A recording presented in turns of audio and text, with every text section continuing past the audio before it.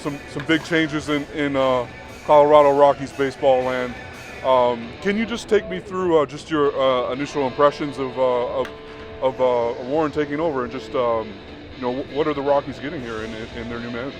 Yeah, well, first of all, I'd be amiss if I didn't say something about Buddy. Buddy's tremendous, and Buddy's been a great manager, and if he decides to manage again, he will be a great manager.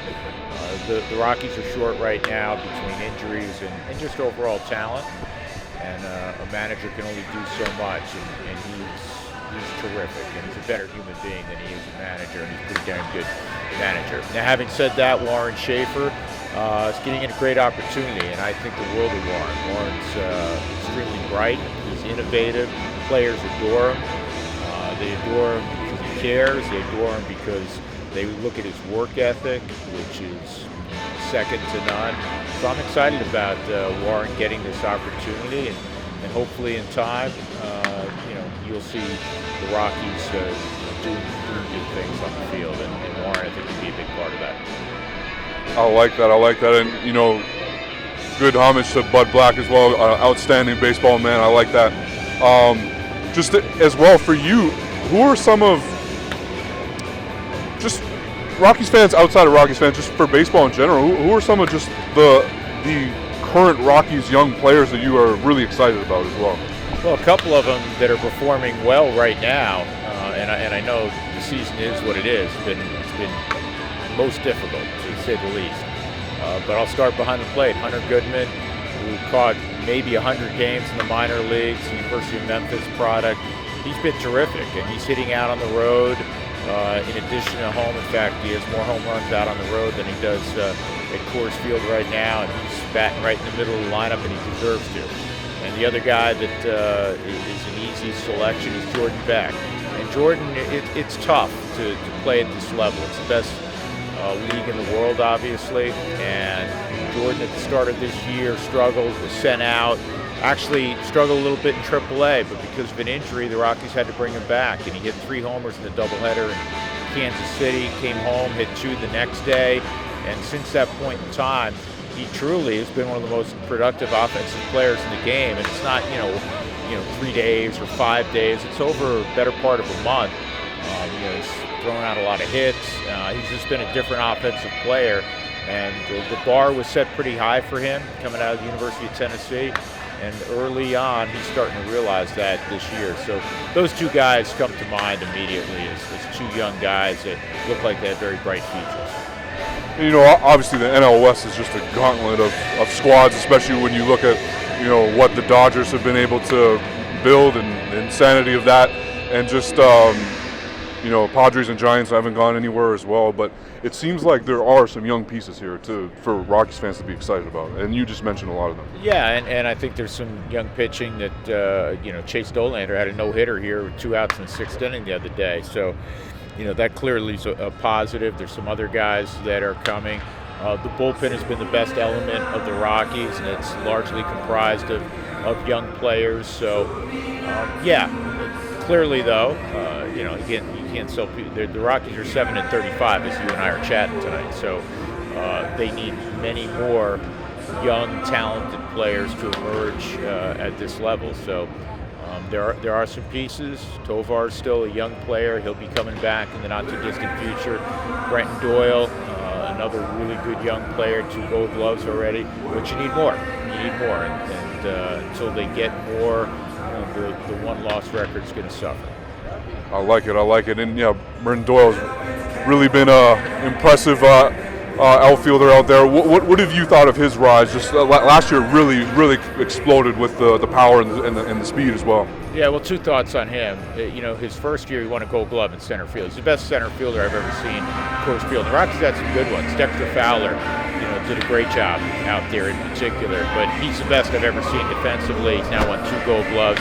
What he did last year, the quantum leap forward that he made offensively is most unusual at this level. I mean, he was basically a 200 hitter with very occasional power in his rookie year. And last year he was a guy who hit 23 homers, stole 30 bases, and hit around 260. The jump in OPS was probably as large as anybody has made in quite some time from one year to the next. So he has a chance to be a star-level player. I love it, Drew. I got to ask you about 3 Rockies legends, if I could. Yes. The guys I really love to watch. The first one, let's start with Todd Helton, because Hall of Fame last year. Just what was that like for you? And is there anything you could say about just his greatness? Because I feel like maybe nationally he's still somewhat underappreciated how good he was. Well, start there. For the uninitiated, they always point to Coors Field, which is such a great home ballpark offensively, clearly. But if you look at his road numbers, as the Hall of Fame voters ultimately did, his road numbers were better than a bunch of household Hall of Famers. That I think opened some people's eyes.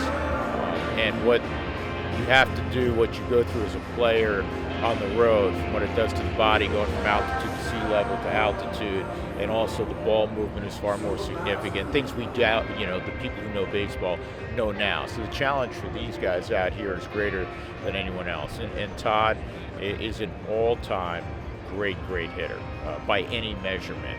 And he was an all-time great competitor. And he also was a Gold Glove first baseman. So when you put the whole package together, yes, you get a Hall of Famer. And I just saw Todd. He's around. I saw him last week in Denver, and for me it was such a joy to be able to know I was going to call 4 or 5 of his at bats every night, and to be able to witness the entirety of his career. I love that. And I interviewed Wilyer Abreu last year, and he was telling me how he just completely idolized Carlos Gonzalez. Have you heard that as well around the league? Are you aware of just how beloved Cargo was? He's beloved by everybody who ever came in contact with him: broadcasters, coaches, fans, obviously his teammates. Cargo never has a bad day. Cargo could be 0 for 12, and then first when you see him in the dugout before a game when he was playing, he'd give you a hug, and he always had a smile on his face. Cargo's an all-time Rocky. It's funny, I was thinking about this the other day, the generic sports question for teams, who's on your Mount Rushmore? Well, for the Rockies, it begins with Helton and Larry Walker, naturally. And then, Charlie Blackmon's very much going to be in that conversation. He just retired. Carlos Gonzalez is in that conversation as well as, one of the 4 or 5 best Rockies of all time, and beloved, absolutely beloved. I love that Mount Rushmore tie-in as well, which kind of leads me into the last guy too, was just Larry Walker. What was, man, like another guy that, I'll say this, it really bothered me when people tried to, some of the voters, I guess, tried to say, the stats are at Coors Field and things like that. Like, this guy was one of the best hitters of his generation, period, I felt. Wow, how did you feel about that? Players who played with him and against him will tell you unequivocally that he may be the most talented player they were ever around. I've heard that innumerable times. There's nothing he couldn't do. He was a big man. I mean, Larry's 6'3", played around 230, 240, obviously hit the ball over the wall. He won a batting title. He hit lefties. Everybody remembers one of my favorite stories, in the All-Star game with Randy Johnson. He flipped the helmet around, and there was one game where the manager gave him the day off against Randy Johnson. Everybody said, he ducks Randy Johnson. He hit almost 400 against Randy Johnson in his career. He could run. Not only could he steal a base, but he was a great base runner. He invented the deke in right field at Coors Field with the ball over his head off the scoreboard. There were a lot of guys that didn't take an extra base hit because not only of his arm, but because of how smart he was with that deke.